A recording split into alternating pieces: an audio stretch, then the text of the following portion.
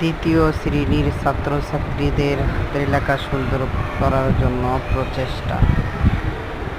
প্রিয় বন্ধুরা, আপনারা যে যেখান থেকে দেখতেছেন,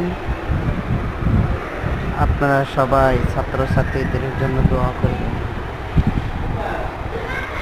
এবং দারুত তাকওয়া মডেল মাদ্রাসার জন্য দোয়া করবেন। মহান আল্লাহ পাক রব্বুল আলামিন যেন দারুত তাকওয়া মডেল মাদ্রাসাকে কবুল করেন।